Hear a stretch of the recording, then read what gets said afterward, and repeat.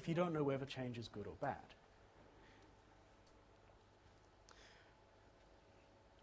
I think, by the way, this points out something that people... It's common if you get academic philosophers around who work vaguely in the field of bioethics for people to sit around and complain about the literature in bioethics. So the quality of journals and particularly the quality of argumentation that goes on the journals. And I think this is part of the problem. So part of the problem is that you often have people coming from very different perspectives. And there isn't very much, I guess, what you'd call joined-up thinking. So it typically is... and in fact, one thing I left off here is scientists, which was perhaps unfortunate in various ways. So you'll get kind of situations where there'll be a large debate in academic philosophy about something, where if you ask a scientist, they'll say, well, that just doesn't happen. So it's, why are you wasting your time worrying about this particular objection? So if you look at the cloning debate, right, one of the big kind of worries is the creating thousands of identical people who will rule the earth kind of popular concern. Thanks, Star Wars. Which, if you look at the science of cloning, just isn't going to happen, right? It's not merely genetics that determine what the outcome of somebody is. There's more than simply that. So, there's a whole part of the debate that kind of should have just been sidelined if people had understood the science an awful lot more. And I think that shows up quite frequently in bioethics literature.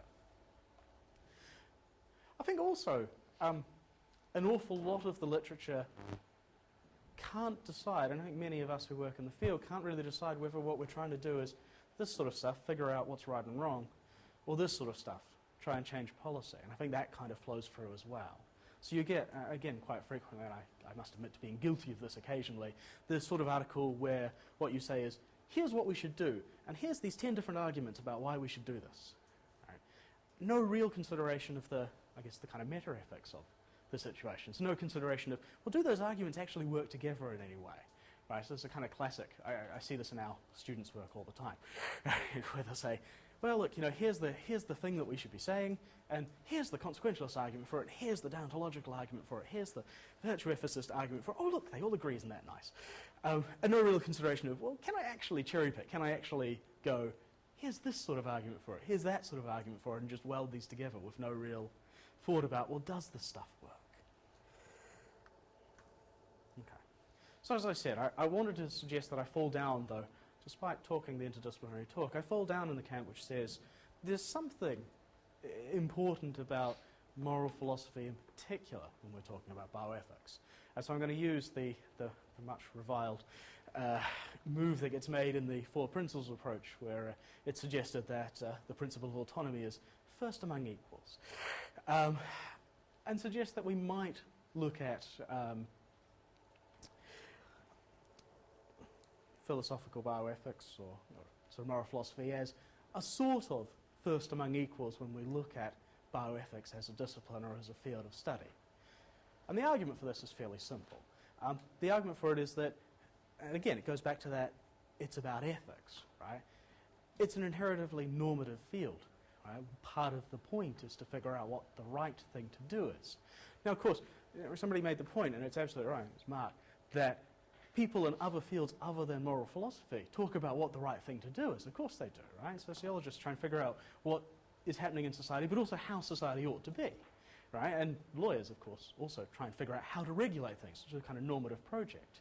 But what I suggest is whoever's doing the normative project, when they're doing that normative project, they're acting as ethicists.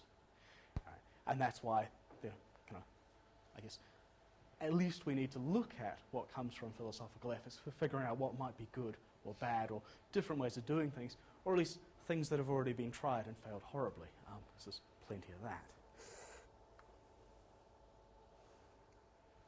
Okay. So I've suggested it's an inherently normative discipline, but I also suggest it's an inherently really hard discipline. So I don't know that I want to say that it's a sort of mystic science, anything like this. There's lots of hand-waving sorts of things, magic wands and so on.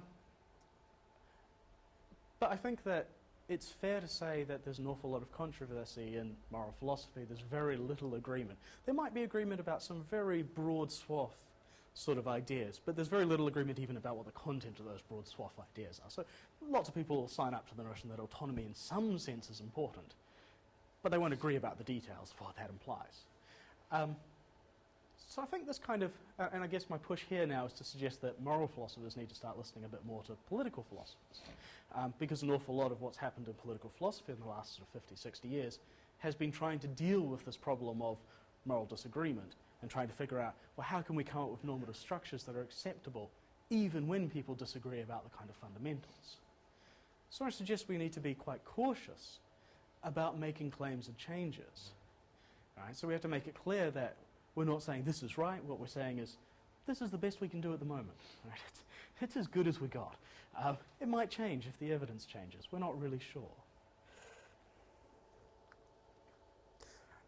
And to add some force to this as an argument, there's an interesting, if you look into social change and people who theorize about social change and suicide, there's a really interesting association between social change and suicide rates.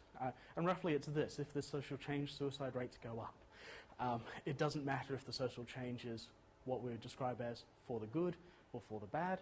It seems like there is a kind of fixed association here. So if you look at Northern Ireland, at the point of the Good Friday agreements, you'll find about a year afterwards the suicide rate has roughly doubled, then drops off back down again. Likewise, if you look in China in 1980s or so, the economic reforms that are happening there, again, after that, suicide rate pretty much doubles and drops off again to that.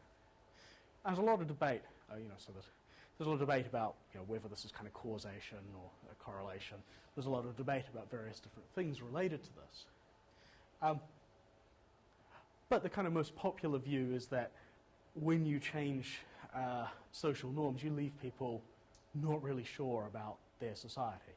And some people feel they don't fit in, and those are the sorts of people who are liable to commit suicide, so they do in that situation. So I suggest this leaves us in an interest, supposing you consider causing increased rates of suicide to be a moral problem, right? Supposing you accept that as something to be worried about as a theorist, which, I don't know, kind of bothers me a little. I think this leaves us in an interesting position. I think it suggests a sort of approach. And it's a fairly pragmatic, conservative approach. It probably doesn't mean we should try and make radical changes really, really fast. So I recently reviewed a paper, wrote a commentary in a paper which argued that we didn't really have a good basis for the kind of canonical norms we have in regards to research. So the Declaration of Helsinki and so on, yeah, it's all good. Perhaps it works, perhaps it doesn't, but we don't really have the evidence. So the best thing we should do is just sort of split the country in half and remove them for half the country and see what happens, and take the other half of the country and see what, keep the norms in and then compare them. Great, we'll get the evidence. Really fantastic. I suggest that's a really dangerous approach. Right? To be really careful about changing these sorts of things. We do need to gather evidence, of course we do. Right? We need to not consider these things as necessarily fixed in stone. But there's reasons to take slow steps and do very small trials rather than just go half the country without regulation. Let's see what happens. It'll be fun. And I think where there is sort of advocacy for change, we should try and ensure that it's kind of slow, steady change rather than overnight. And I think the final thing is just fairly simple but straightforward. We really ought to only advocate for very significant changes if we're very sure about our position. So the strength of the evidence has got to kind of fit the scale of the change. I think this is kind of, to go back to that kind of issue about the literature, I think this is one of the things that's difficult about writing in the bioethics literature, is that you kind of have to keep an eye on what the implications are of what you're doing. Right? It's an area that makes it interesting to me as an applied philosopher, right? Because you have to actually think about what the implications are. So when I started to do my PhD, I was thinking, I'll do something in distributive justice. And I thought, well, where's an interesting area to talk about distributive justice? The healthcare allocation, because it matters. Right? There's an awful lot of stuff in distributive justice which is talking about desert islands and plover eggs and claret and who gets the plover eggs and claret. And really, who cares? At the end of the day, theoretically important, sure, whatever. But if you want to try and test a theory, you kind of want to try and stick it in the real world and see what the outcome's going to be. Not think about it just on a desert island and, as long as we assume X, Y, and Z, then this all works in practice. So this kind of points to a problem, I think, for philosophers who are writing in this kind of public sphere. Because theoretically, you want to be able to test really crazy ideas, right? So I think there was was referenced by a cartoon to John Harris earlier on, right?